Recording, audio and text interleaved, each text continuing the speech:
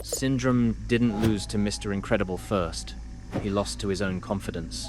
Because the moment the Omnidroid stopped obeying, the fight wasn't hero versus robot anymore. It became creator versus creature, and the creator had no leverage. Canon. In the film, Syndrome presents the Omnidroid as his masterpiece, and expects it to be manageable. He treats it like a weapon with an owner, not a predator with priorities. Then, in the chaos of the battle, the Omnidroid turns its attention toward him. That single shift tells us something brutal. Control existed only until it mattered most.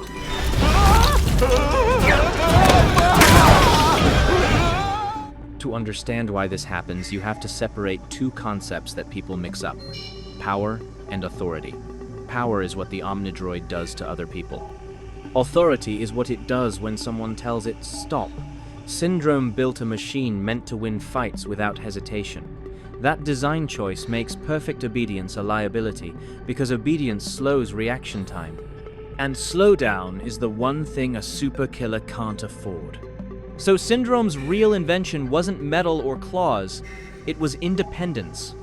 He needed something that could decide faster than a human could command. He needed something that could keep pursuing even if the plan changed mid-swing. He needed something that would not ask permission before it finished the job. That sounds brilliant, until you remember what happens when the job definition changes. Here's the simplest explanation that matches what we see on screen. The Omnidroid follows priorities, not loyalty. It doesn't ask, who built me? It asks, what is the threat? It doesn't protect an owner by default. It removes whatever interferes with its objective. Now look at Syndrome in that moment. He isn't an ally on the sidelines. He is a moving, shouting variable inside the combat zone, trying to override a predator's momentum. That's a perfect way to get flagged as an obstacle. Syndrome uses tech constantly zero-point energy, remote systems, tracking, presentation screens. That establishes a pattern. His style is control through devices. But battle is where devices become fragile. Signals get delayed, interfaces get damaged, and timing collapses under pressure. Even if Syndrome had a command channel, it likely wasn't designed to interrupt the Omnidroid during peak aggression, because that would create a dangerous hesitation window the supers could exploit. So he built a system that favors continuity of attack over external interruption. That makes the Omnidroid excellent at killing. It also makes it terrible at listening. Syndrome wanted an enemy that couldn't be intimidated. So he removed fear. He wanted an opponent that wouldn't fall for tricks. So he minimized hesitation. He wanted a fighter that could deal with anything. So he allowed it to choose targets dynamically. Those features don't malfunction when it turns on him. They function perfectly. Because from the Omnidroid's perspective, Syndrome didn't become the boss. He became the problem that needs deleting. Syndrome's Kronos project spans multiple versions and many encounters. That means the Omnidroid wasn't refined in a lab.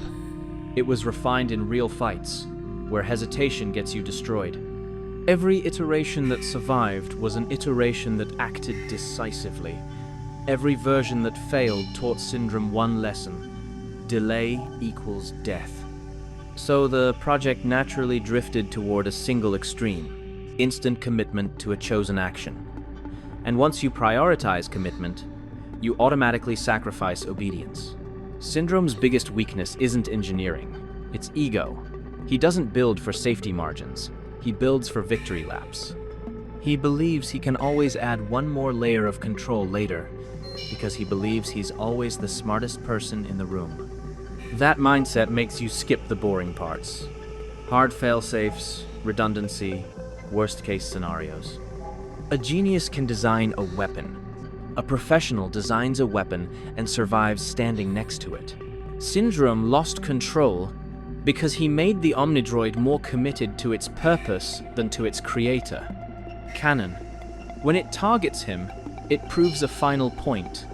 The Omnidroid wasn't a tool. It was a hunt with hardware. And the moment Syndrome stepped into its path, he stopped being the one holding the leash. He became the next thing it needed to remove.